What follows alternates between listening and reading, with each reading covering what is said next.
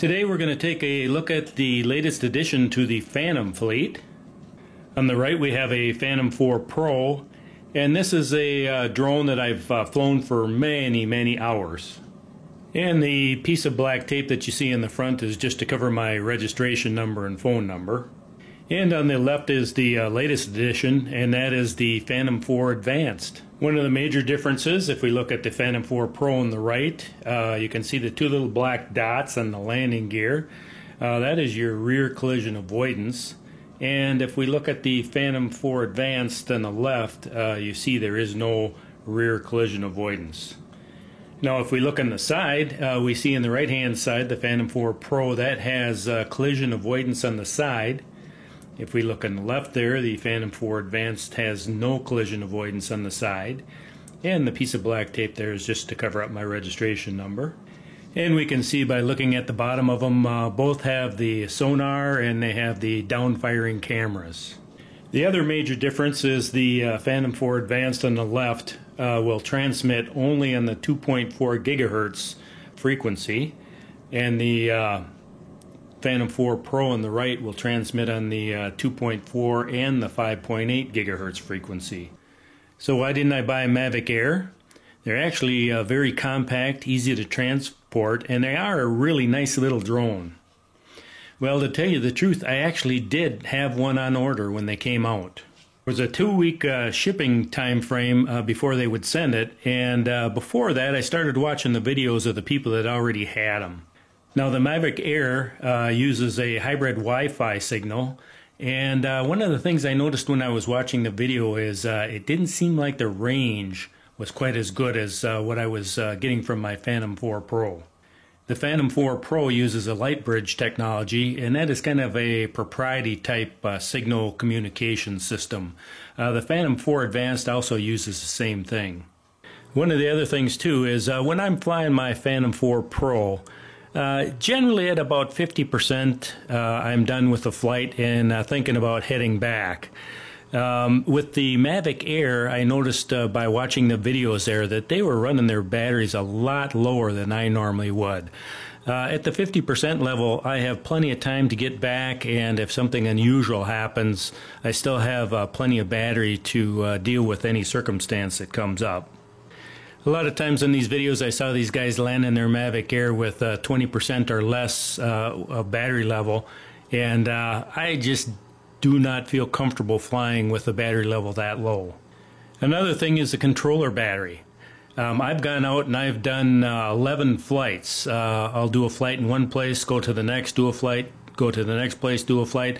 I've done 11 flights in a row and still had plenty of battery power in my controller. With the Mavic Air and the Mavic Pro, I don't think the battery is big enough to where you could do something like that. Another thing is the 1-inch CCD on the camera on the Phantom 4 Pro and the Phantom 4 Advanced. That gets you excellent video quality. Now, I've never flown a Mavic Air or Mavic Pro, so I really can't speak as to how they fly in high winds. But I know the Phantom 4 Pro handles higher winds very well. I've always been impressed on the stability of this thing in the higher winds, and the great looking video you still get in the higher winds.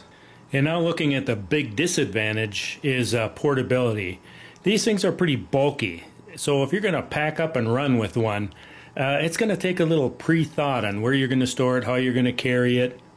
If you're going to take extra batteries with you, they take up space, and the controller on the Phantom 4 Pro and the Phantom 4 Advanced, they're pretty big. And I use an iPad for control screen, so that actually is pretty big too compared to the Mavic Air and the Mavic Pro. But really, the way I fly, I kind of plan ahead for the extra space I'm going to need for transportation. Another nice advantage is the props are interchangeable with the Phantom 4 Advanced and the Phantom 4 Pro.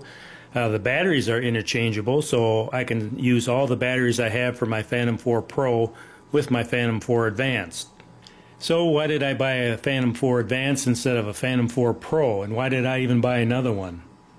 Well, the way I fly is if I have a day off and it's a nice day, I'll take the drone and throw it in the car, and I'll actually go out and drive a ways away.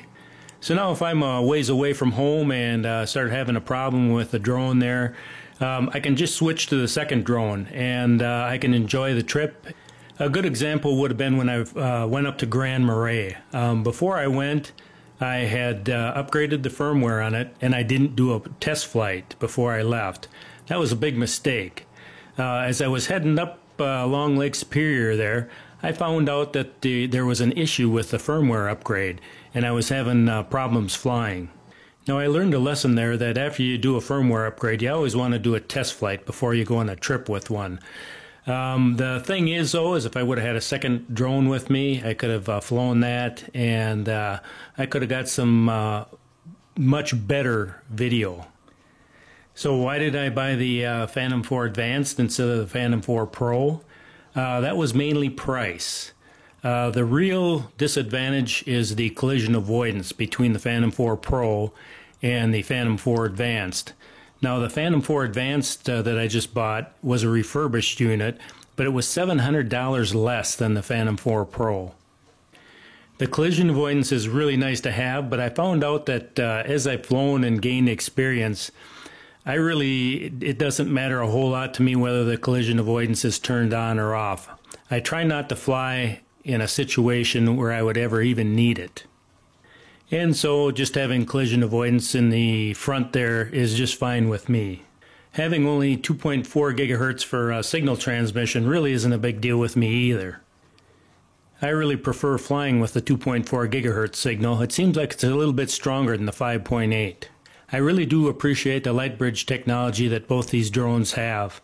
Flying in a situation where you have to take off in a less than ideal position, or if you're flying around trees, there's a lot of tall trees, it just keeps your signal nice and strong and makes your flying more enjoyable. And with any drone you're flying, there are limitations, and so you have to respect that and fly accordingly. And so there we have it. Phantom 4 Advanced, a new addition to the fleet. It's a beautiful day today, and so I'm going to get online and get this thing registered and then take it out and do a little flight.